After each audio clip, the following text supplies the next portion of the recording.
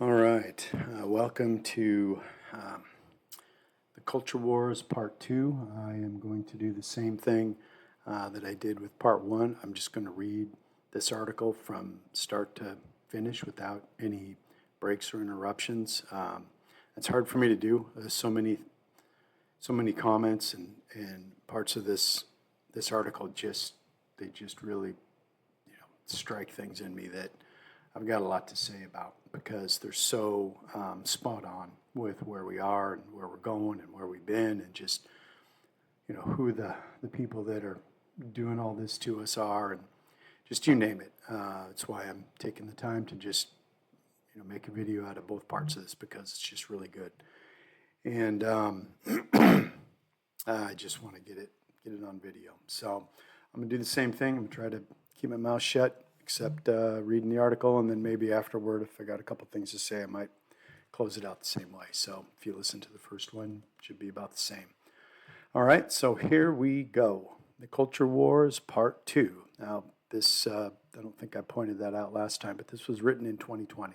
So just for context of where we were politically, and all that, that's where he's writing from. But it still just makes perfect sense today, and we're just 4 years further down the road to hell. So things haven't changed all that much, except they've gotten worse. And so here's his take on it, Part 2. America is not an idea or a philosophy or a marketplace or a social experiment. Men do not kill, nor do they die for a proposition nation. How can we love a theory? America is a nation, a community of kith and kin, of blood and soil, with shared memory. This simply is not a country if we cannot speak to one another, share that single history, and work together toward the fulfillment of our common hopes and dreams. America consists of people, of families. Instead of encouraging family formation, real families, meaning mother, father, children, and a dog or a cat, our totally fraudulent government does the opposite, ushering in the end of everything we've ever known. The family court system wages total war against fathers. Leftists undermine society and promulgate a festering nihilism through their morally bankrupt universities, where impressionable minds are taught that all values and traditions are nothing but hogwash to be sneered at, backwards ideas to be corrected. They deconstruct all things to make them meaningless, to infect us with a Sisyphean futility from which they suppose we may never recover. Simultaneously, they throw open the gates to medieval Middle Eastern barbarians and collaborate with the enemy to further our downfall. Make no mistake, they are the enemy. Countless lives have been brutally taken from us, our peoples humiliated, beaten, raped, and slaughtered, sacrificed at the gruesome altar of diversity as the propitiation of sin for our white privilege. Alas, we sold our melanin for this privilege.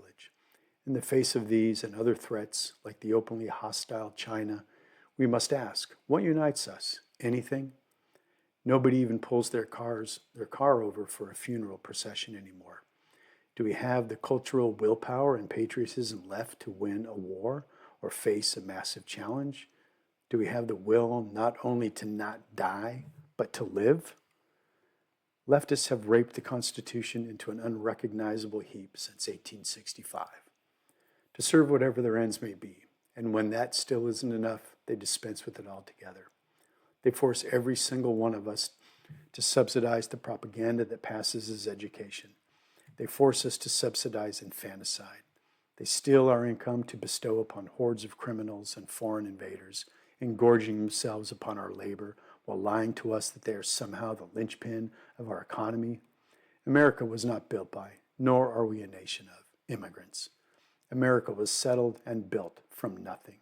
The wilderness cleared, the frontier settled at the cost of much blood by pioneers with a shared culture.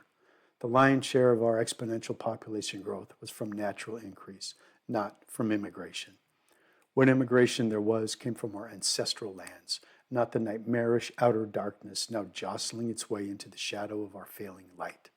We are not global citizens, nor is every miserable wretch on the planet an American in waiting. Our rulers led us further into ruin each day as the bloated administrative deep state blob seeks out ever more power. They manufacture hate crimes to justify to morons the suppression of free speech. What is a hate crime? Nothing but thought crime. For how could an emotion be criminalized? Nothing but anti-white weaponry to criminalize any white acting in his own interests and not for a minority, while the ubiquitous racially motivated crime against whites by minorities goes unopposed. Whites are the true global minority, and we soon will be within our own country, if we are not already, as we have no idea how many illegal aliens poison our body politic.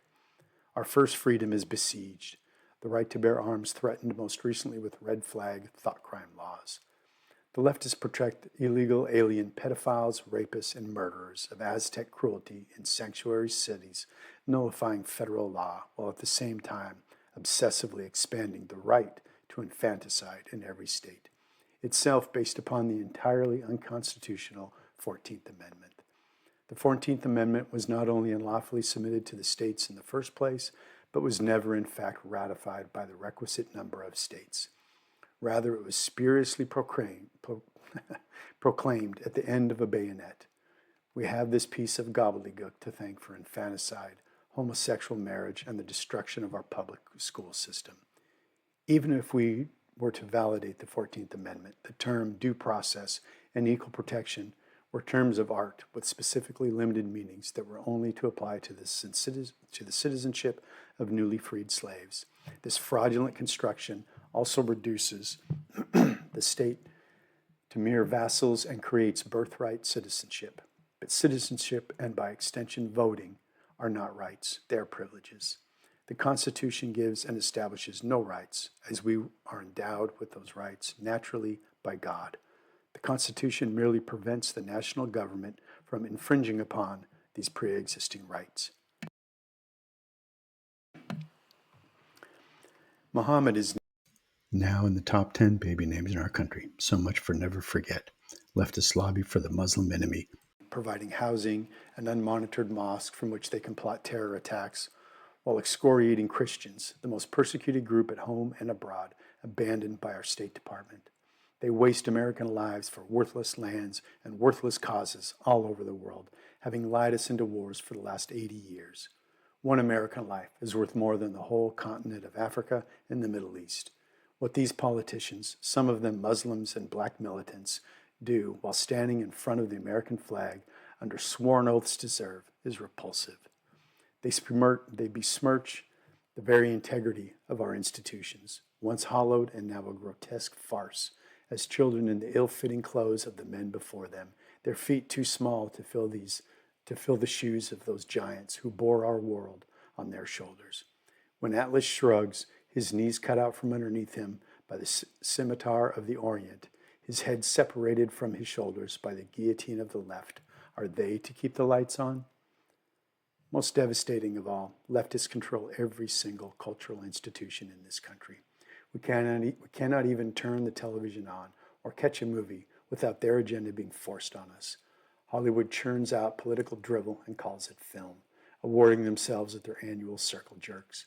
Film criticism has died along with journalism.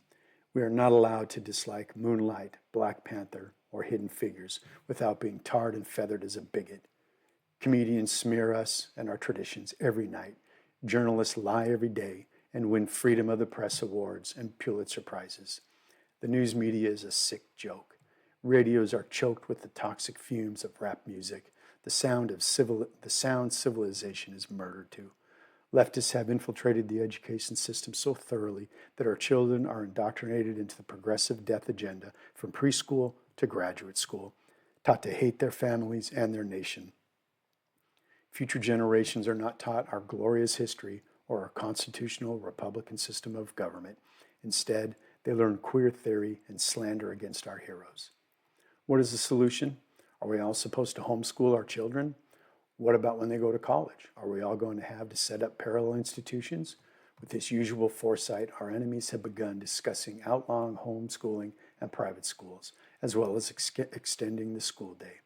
They've even infiltrated the churches, a homosexual clergy and globalist pope, but symptoms of a much deeper degeneration. There is no escape. If we keep our heads down and appease these criminally insane revolutionaries, they will continue to run roughshod over our broken bodies. The storm will not pass. If we complain meekly and magnanimously, playing on their terms, our concerns are dismissed, if not outright ridiculed. Talk about blaming the victim. Big tech monitors us more than our own government and interferes in every election worldwide. Our privacy was voluntarily surrendered and taken long ago. They have imposed a totalitarian social credit regime of censorship upon us. Any unapproved thought, any incorrect sentiment, anything a freshman at Berkeley disagrees with is banished from the mass marketplace. It is no coincidence that our leading financial institutions have begun to promote the cashless society. Technology has not made us freer. In fact, quite the opposite. Dissent is not tolerated. We are watching our freedom disappear. We all walk around on eggshells, afraid to speak, afraid to even think. For once speech is controlled, thoughts naturally conform. This is the way the world ends. Not with a bang, but with the censor's bleep. Who can we turn to for help? Not the GOP. The neoconservative grifters, cuckoo birds, and cordyceps fungi that hijack the American right are leftists themselves.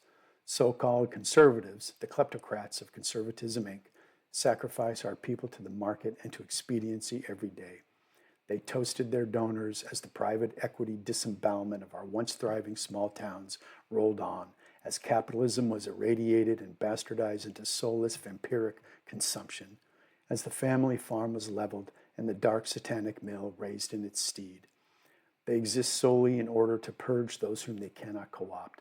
Among the expunged are such luminaries as Emmy Bradford, Samuel Francis, Paul Gottfried, Murray Rothbard, and countless others. There are dozens who, like Darren Beattie, have been discredited simply for attending conferences attended by unmentionables. Politicians like Steve King and Sarah Palin are ridiculed and sidelined or worse.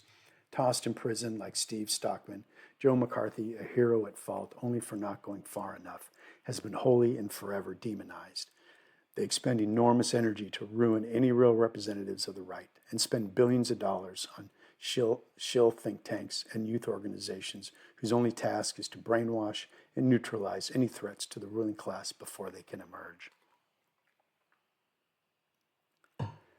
Traitors Republicans lie to their conservative voters every election cycle and do nothing on the social or economic issues for which they were elected, proving ad infinitum that the values they so love to expound are meaningless, empty vessels. Democracy is a procedure, a means, not a goal. What are they conserving, if not our culture? Nothing. They have conserved absolutely nothing.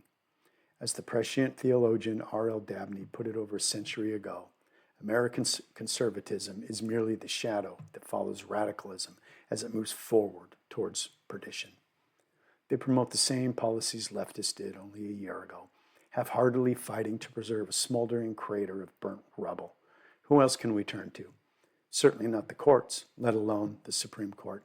Not the market. Free trade has engorged the ravening wolves sharpening their knives in the dark for our bloodletting, all the while emaciating and disenfranchising our own countrymen. Woke corporations are a major threat to liberty, interested in becoming statist monopolies, eliminating families, and creating an ever-metastasizing scourge of new niche identity markets. Nor can we count on our politicized law enforcement agencies to assist. They vigorously pursue Klansmen under every bed, but incidents like the Las Vegas massacre are swept under the rug. Federal officials openly commit treason, and figures like Jeffrey Epstein, having already escaped justice once before, are suicided. Then who? There is undoubtedly still sound filling among the rank and file of the military, but the extent to which the institution has been compromised by gang infiltration and the social engineering of the Obama administration is unclear. There is no easy political solution. Just look at the attempted deep state coup against President Trump, a moderate, pragmatically instinctual civic nationalist. We face an enemy, a coalition of the damned, that despises us for who we are, for the color of our skin, for our values, for our clinging to outdated trivialities like nation and God. Driven to obliterate what they know they could never create, they will stop at nothing to destroy us. We have nothing in common with each other at all. At least in the 1860s, we arguably prayed to the same God. We are dealing with true believers of nihilism now. The urban coastal elites look into the rest of the country and see nothing but a backwards people to be cleared away, exterminated, and replaced. It can't even be said that we live in the same country. The Democrats are on a totalitarian jihad, and the Republicans, whistling past the graveyard, only care that Wall Street is running smoothly and that they're not being called mean by pink-haired protesters. Simple separation has been attempted before, and events would follow a similar course in that, once again, our enemies cannot abide in a world in which there exists a single mind, not under their total control. Theirs is a religious crusade against all that is holy. They hate families whose fidelity and love are the last obstacle, more primal a defense even than firearms, in the path of state power. This boot on our throats is only let up so that more of their social engineering can be forced down. We are persecuted and harassed if we do not celebrate their defiling agenda of degeneracy. They have engendered a deep hatred and bitterness than ever has existed here. A civil war is coming. It's only a matter of time, and of what the spark will be. The inevitable attempt to disarm it may provide this, as it will almost certainly be seen for what it is, the straw that breaks the camel's back, the death knell for our liberty, the last thing in the way of physical slavery. The family, our speech, and thus our thought, and our means of defense, all dissolving before our eyes. We face utter annihilation if we do nothing. The apocalyptic chaos of Mexico is our future if the rulers of the darkness of this world are left to their own devices. Our country is an unrecognizable outpost of the open society, made so deliberately in the unprecedented span of only a generation.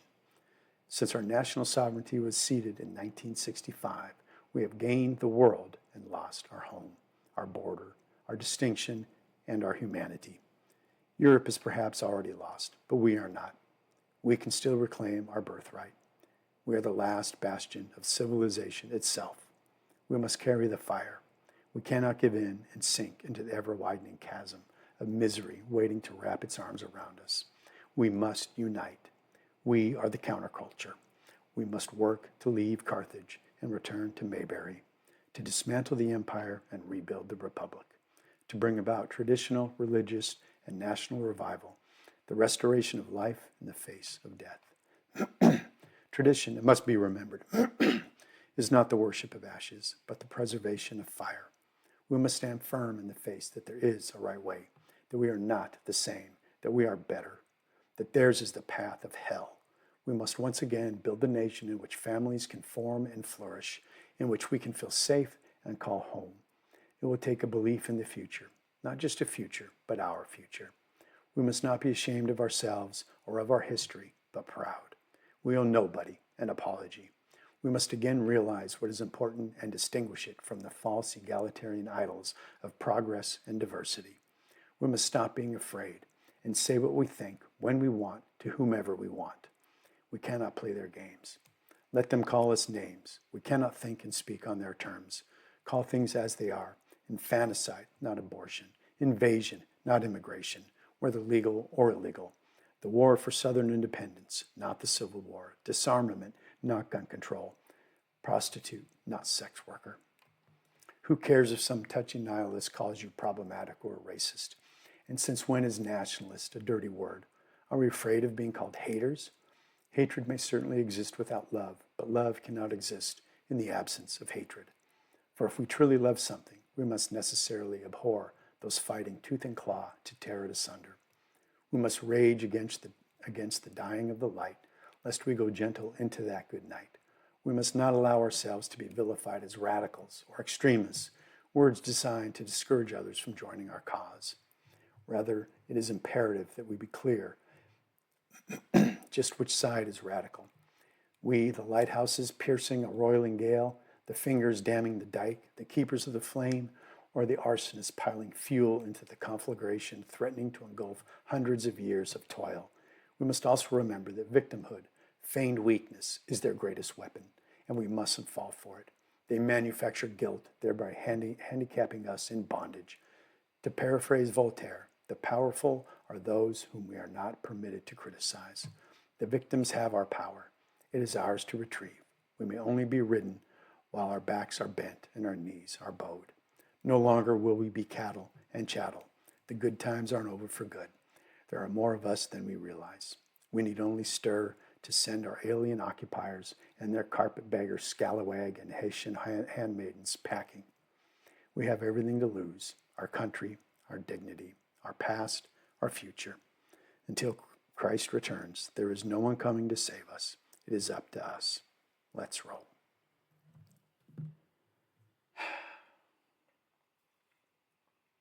Once again, it stirs a lot of me and touches on a lot that my episodes cover extensively.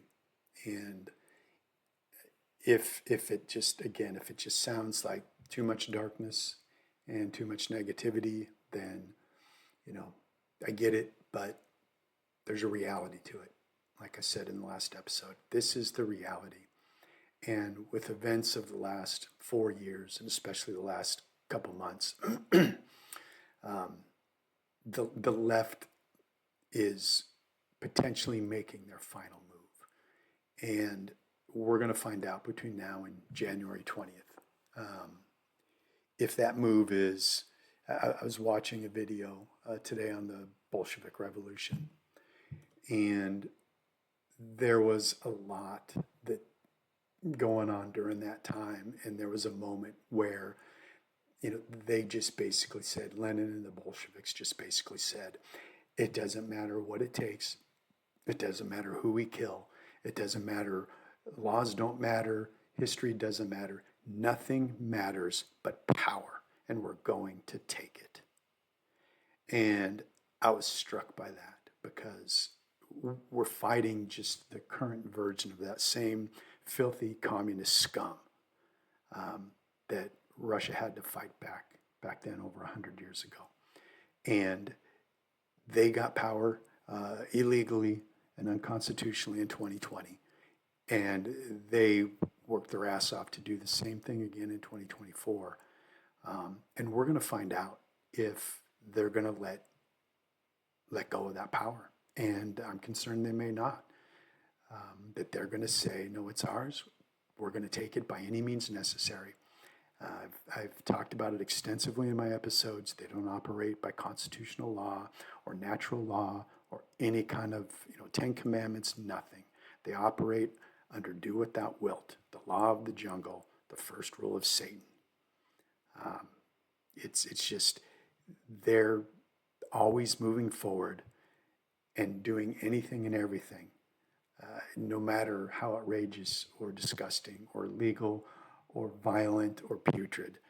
And it's all in the name of power and will persist until you physically stop us. And no court is going to physically stop them. No politician will. No judge will. No police officer will. No sheriff will. Nobody will stop them except we, the people. And as I've said in discussing these things, I don't know what that looks like, but all I know is that's the only thing that will stop them. And we're going to find out in the coming days and weeks if they're going to go full nuclear tyranny and move forward with their Great Reset depopulation agenda, or if they're going to have a moment of humanity and realize nobody wins if they do that, and stand down and let Trump in. And I'm really skeptical that they're going to. But a lot of what is written about in this article, it just touches everything that we've been dealing with, and people have got to wake up. It's like a Stockholm syndrome. These people are evil. They are tormenting us. They are doing and acting upon the most heinous, evil, disgusting, violent things that, because they smile at our face and tell us nothing's happening, a great percentage of the population believe it. And you got to wake up. People got to wake up. And like he says in here, you got to speak your mind. Don't worry about being called a racist or a hate crime or any of the many rules that they use to silence us. We are being slaughtered. Western civilization is being slaughtered. And that was largely an Anglo construction. And I'm not saying that coming from a position of wanting to exclude anybody from that. But he mentions in here that this country was built largely by Anglo, peoples that came here from, nations of, Europe that were similarly inclined.